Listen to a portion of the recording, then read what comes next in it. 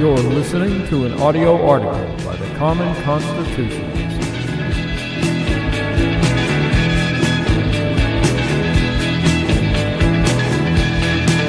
Today's audio article is entitled Ruth Bader Ginsburg Was an Enigma. Ruth Bader Ginsburg died of complications from metastatic cancer of the pancreas. Pancreatic cancer is nothing one would wish on your worst enemy. It is very rarely caught early, as it exhibits no real symptoms until it's too late. It can go from stage 1 to stage 4 in just a matter of months, and frankly it's miraculous that she lasted as long as she did. The pain associated with pancreatic cancer is apparently blindingly dreadful, affecting the stomach, then the entire abdomen, radiating into the back. It sucks. So Ginsburg must have been tough as nails to function the way she did for as long as she did and still remain lucid. As a Supreme Court justice, we conservatives all hated her. Well, check that. We hated her ideology and the fact that her rulings and opinions were grounded in leftist ideology rather than the Constitution and founding principles. As she said, she preferred the South African Constitution to ours. I don't know how many knew her personally, I sure didn't, but on a human level, away from the court and politics, she was evidently a pretty decent person. You could say she was a rather unique leftist. In fact, she appears to be one of the very few one could classify as being both liberal and leftist. What's the difference, you query? Well, there are a couple of big differences I can think of off the top of my head. First, liberals, at least the ones I know or have known, are kind and decent people, able to coexist with us right-wingers. Leftists are angry and unreasonable all the time, incapable of coexisting with conservatives. And the second distinction between the two is that a liberal still loves America and wants to see it preserved and thrive.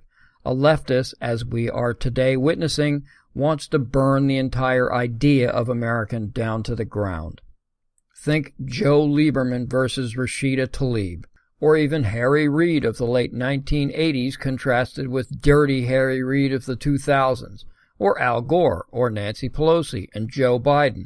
All were fairly reasonable liberals decades ago, and then morphed into unhinged leftists.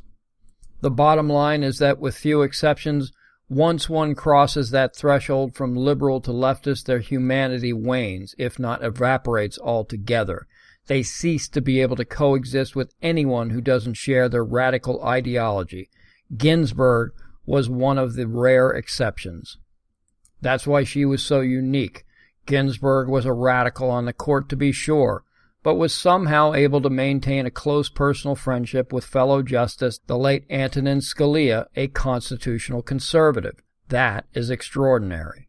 Being that Ginsburg was politically radical, when Trump heard about her passing, one would expect the president to callously blast her. But instead, Trump once again showed the left what it means to be a compassionate human being.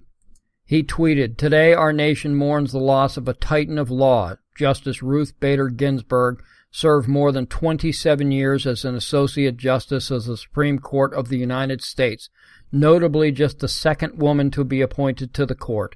She was a loving wife to her late husband Martin and a dedicated mother to her 2 children.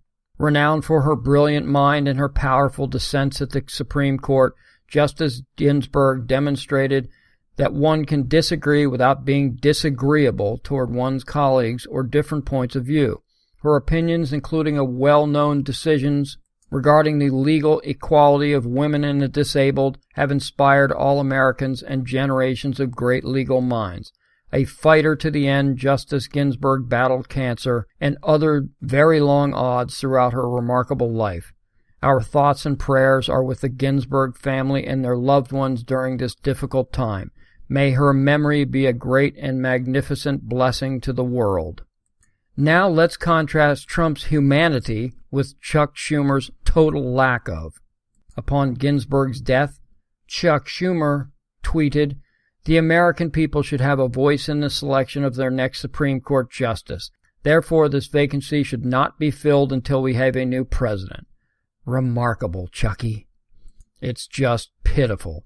Everything with leftists, life itself is political, about power and control. They are completely void of humanity. But Chucky does broach the unavoidable topic of appointing a replacement, filling the court vacancy. We already know of Trump's long list of candidates, but what of Biden? Will he now release a list of his own? Well, I think he will, and don't be at all surprised that when Uncle Joe does, it will have but one name on it, Merrick Garland. Thank you for listening.